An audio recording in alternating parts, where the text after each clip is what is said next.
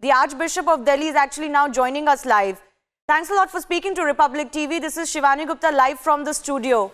So the first question that everybody wants to ask you is that your letter begins by saying that you want the democratic principles enshrined in the Constitution to be safe. You feel we are witnessing a very turbulent political time. Please explain that line.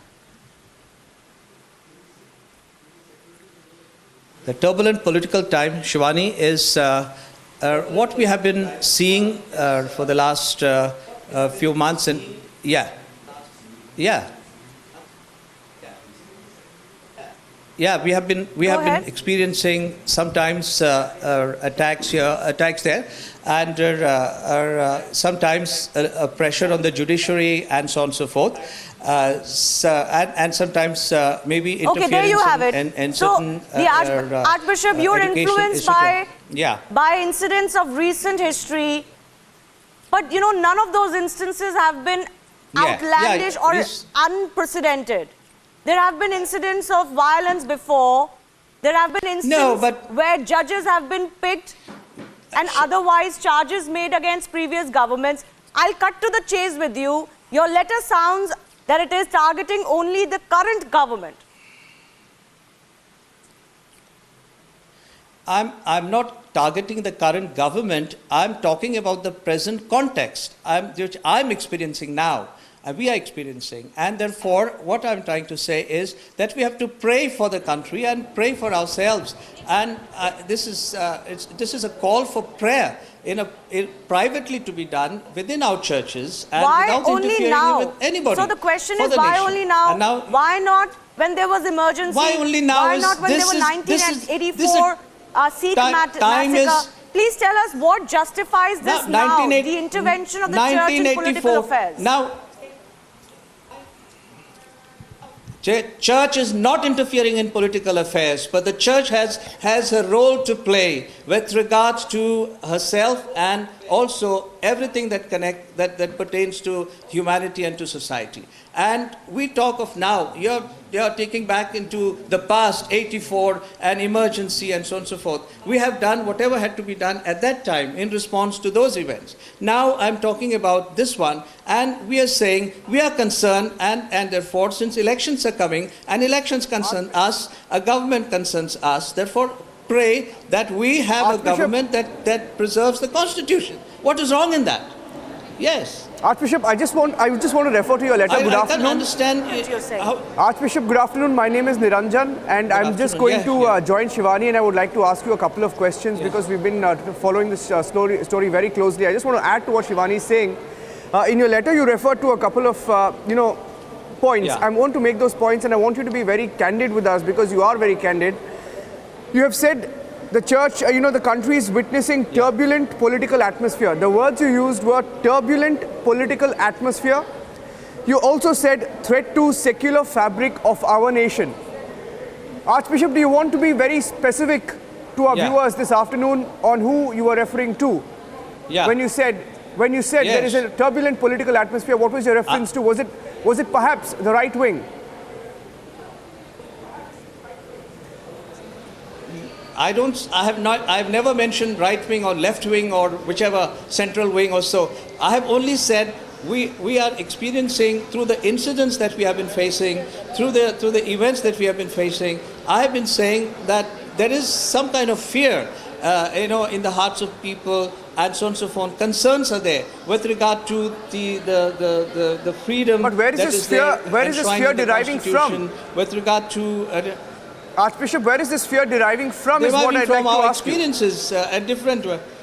What we see in the media, what we hear in the media, some of the attacks here and attacks there, and some of the statements and so on and so forth, and some incidents here and there that have taken place. That all that accumulates to give this. I'll tell you, this sense of fear. Archbishop, we are journalists. Yeah. Archbishop, we are journalists. Like Shivani and me are journalists, and when we look at this letter, and I want to once again, we want to read these letters, read these quotes in your letter and your prayer for the nation.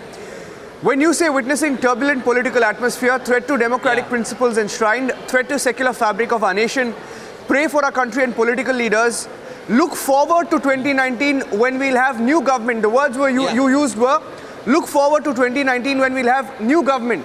Archbishop, all of these are words and phrases we as journalists here in the newsroom have heard from the opposition.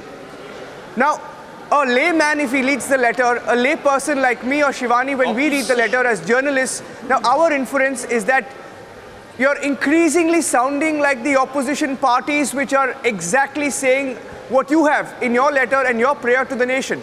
Archbishop. I'm not talking in terms of opposition, or I'm not talking in terms of the ruling party or anything of that sort. I'm talking in terms of the concerns, what is there in the hearts of all people, including my people, Christians, with regard to the elections. Will you be candid, Archbishop? Will you say? Will you be candid? Are you echoing the opposition? Because this has been their exact concern. Are you, in a sense, because you also said not at all. Because you also said every person. Not. I'm not echoing any. You said individuals it's you who are can't reading be it that apolitical. way. Because you said individuals can't be apolitical. Yes, definitely. Yes. An individual cannot be apolitical. Yes. But politics, doesn't politics affect us? Don't we come under a government?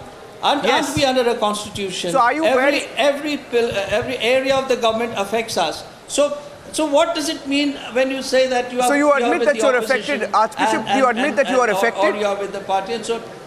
Do you, sir, admit that you are affected? I admit that definitely. Affected in the sense what? I definitely admit that we are ruled by a government. Yes. When we are ruled by a government, we want that government should rule in such a way that whatever is enshrined in the constitution should be there. And if we are affected, definitely we are concerned about it. And therefore I said let us pray that whichever the government that comes to power should care for the nation, should care for the constitution of India, should care for all the communities, and should help the nation and the community should live together. Yes. You are saying on record today that the current government is not doing so. And you also mentioned the judiciary. That is, You're clearly talking only about incidents of the last few months and years, as you said. So the target seems to be very clearly only the current government. Is that not right?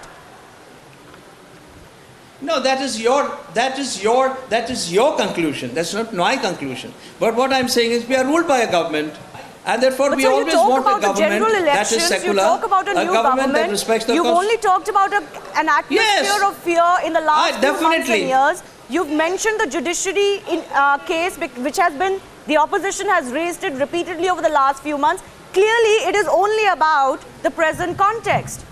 We can be honest about that, isn't it? You've not mentioned anything that has been historically happening. I'm honest. A lot of the instances you mentioned are historical issues. I'm honest.